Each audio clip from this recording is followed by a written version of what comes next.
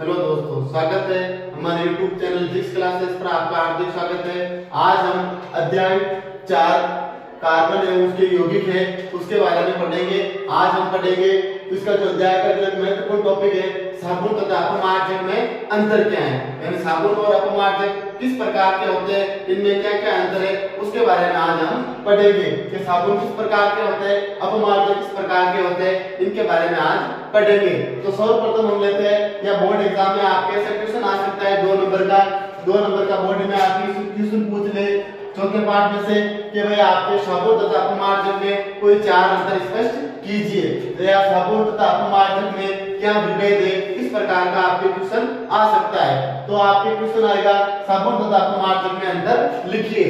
तो आप किस प्रकार से लिखोगे दोस्तों, तो इसको आपको एकदम जमा के लिखना दोस्तों।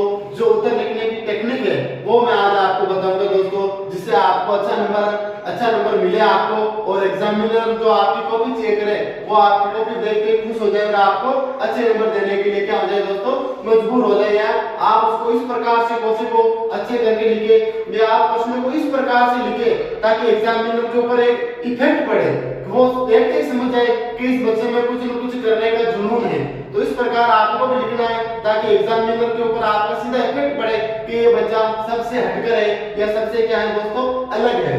तो इसमें आप सर्वप्रथम लिखेंगे अपमार्जक तथा साबुन में अंतर निम्नलिखित है, या साबुन तथा अपमार्जक में अंतर निम्नलिखित प्रकार से है या निम्न प्रकार से है। फिर उसके बाद एक तरफ आपको लिखना है साबुन। क्या लिखना है दोस्तों, साबुन। अब साबुन को आपको इन्वर्टेड कोमा में क्या करना है दोस्तों, क्लोज करना है। फिर दूसरी साइड आपको लिखना है दूसरी तरफ अपमार्जक। क्या लिखना दोस्तों, अपमार्जक लिखना है। फिर इसको भी इन्वर्टेड कोमा में क्या करना है दोस्तों, क्लोज करना है। यानी दोनों को एक तरफ आपको साबुन लिख के इन्वर्टेड कोमा में क्लोज करना है, और दूसरी तरफ आपको अपमार्जक लिख के इसको इन्वर्टेड कोमा में क्लोज करना है। और जो आपके बोर्ड एग्जाम की कॉपी होती है उसके बीचों बीच आपको लाइन खींचनी है। दोनों को 2 अलग-अलग भागों में बांट देना है। एक तरफ आप लिख दोगे साबुन हो जाएगा और दूसरी तरफ क्या हो जाएगा, आपके अपमार्जक हो जाएगा। फिर लिखने के बाद आप लिखोगे साबुन के बारे में, यानी साबुन का पहला पॉइंट लिखोगे जो मैं आपको बता रहा हूँ कि साबुन क्या है। तो साबुन लंबी श्रृंखला वाले क्या है दोस्तों, साबुन लंबी श्रृंखला वाले वसा अम्लों, कौन से अम्लों, वसा अम्लों अर्थात जो कार्बोक्सिलिक अम्लों के सोडियम तथा क्या होते हैं दोस्तों, पोटेशियम लवण होते हैं। वापस सुन लो दोस्तों, ये साबुन जो लंबी श्रृंखला वाले वसा अम्लों के, किसके दोस्तों, साबुन लंबी श्रृंखला वाले वसा अम्लों के कार्बोक्सिलिक अम्लों के, वसा अम्लों अर्थात कार्बोक्सिलिक अम्लों के सोडियम तथा पोटेशियम लवण होते हैं। क्या होते हैं दोस्तों, सोडियम तथा पोटेशियम लवण होते हैं। फिर इसके बाद आगे आप लिखोगे कि अपमार्जक के बारे में। अपमार्जक का पहला पॉइंट तो किस प्रकार से लिखोगे आप कि अपमार्जक लंबी कार्बोक्सिलिक अम्ल श्रृंखला के अमोनियम एवं सल्फोनेट लवण होते हैं। क्या होते हैं दोस्तों, अमोनियम एवं सल्फोनेट क्या होते हैं, लवण होते हैं। जो साबुन होते हैं वो होते हैं आपके सोडियम तथा पोटेशियम लवण होते हैं, और जो अपमार्जक हो जाएंगे वो अमोनियम एवं क्या हो जाएंगे, सल्फोनेट के क्या हो जाएंगे, लवण हो जाएंगे। फिर आप साबुन में दूसरा वाला जो पॉइंट लिखोगे, 2 नंबर लगा के लिखोगे कि साबुन कठोर जल के साथ जाग नहीं बनाते। साबुन होते हैं कठोर जल, अर्थात जो खारा जल होता है, जो कठोर जल होता है उसके साथ जो साबुन होते हैं वो अक्सर क्या नहीं बनाते दोस्तों, झाग नहीं बनाते, अर्थात वो झाग का निर्माण नहीं करते। वो क्या होते हैं, कठोर जल के साथ साबुन को आप मिलाओगे या कठोर जल से जब साबुन की आप क्रिया करोगे तो वो साबुन क्या हो जाएगा दोस्तों, फट जाएगा, यानी उसमें झाग उत्पन्न नहीं होगा। लेकिन जो अपमार्जक है तो उस अपमार्जक का आप दूसरा पॉइंट लिखोगे कि अपमार्जक कठोर जल से भी प्रभावी, यानी अपमार्जक होते हैं जो कठोर जल में भी प्रभावी बने रहते हैं, यानी उनका प्रभाव उन पर पड़ता है। कठोर जल पर अपमार्जक अपने प्रभाव को छोड़ता है, अर्थात झाग उत्पन्न करता है। यानी जो अपमार्जक होता है वो कठोर जल में प्रभावी बना रहता है, अर्थात वो क्या उत्पन्न करता है दोस्तों, झाग उत्पन्न करता है। फिर आपके वापस आ गया साबुन का तीसरा पॉइंट।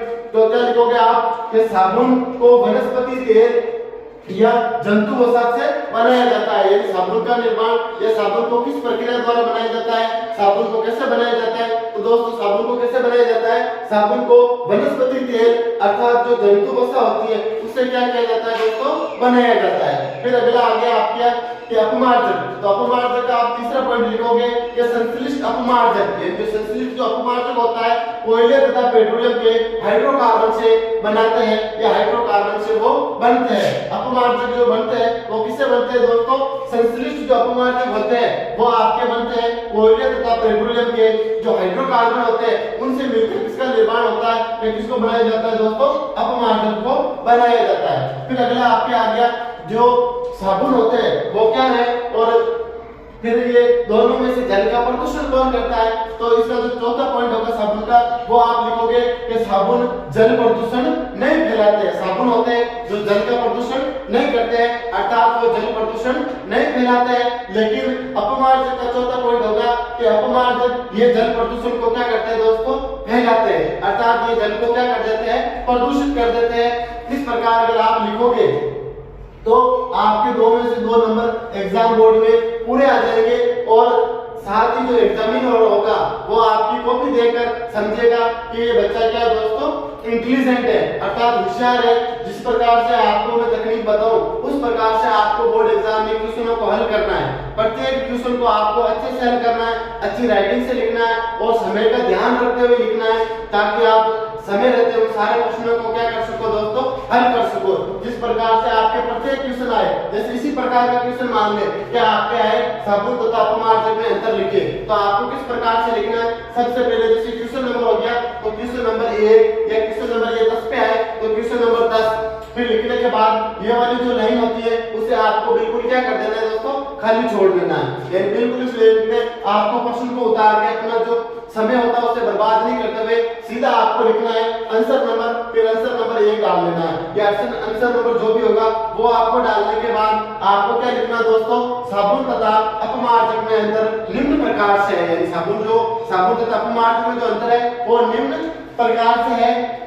फिर एक तरफ वापस आपको जमा के लिखना साबुन, यानी कॉपी को 2 अलग-अलग भागों में डिवाइड कर देना, बीच में लाइन खींचकर फिर आपको एक तरफ लिखना है साबुन और आपको दूसरी तरफ क्या लिखना है दोस्तों, अपमार्जक। फिर इनको अलग-अलग भागों में, जैसे साबुन का लिख दिया पहले पॉइंट, फिर आपने अपमार्जक का लिख दिया, फिर आपने साबुन का दूसरा पॉइंट लिख दिया, अपमार्जक का दूसरा पॉइंट लिख दिया, फिर आपने साबुन का तीसरा पॉइंट लिख दिया, अपमार्जक का तीसरा पॉइंट लिख दिया, फिर आपने क्या किया, साबुन का चौथा पॉइंट लिख दिया, अपमार्जक का चौथा पॉइंट लिख दिया। इसको लिखने के बाद प्रत्येक प्रश्न को हल करने के बाद दोस्तों ध्यान से सुनना कि प्रत्येक प्रश्न को हल करने के बाद आपको स्केल से उस प्रश्नों की जो होती है वो आपको 2 से 3 लाइन खींचना अनिवार्य है। इससे आपको जो नए प्रश्न की जो शुरुआत होती है उसके बारे में आपको मालूम पड़ जाता है कि अब से हम नया प्रश्न शुरू करने जा रहे हैं।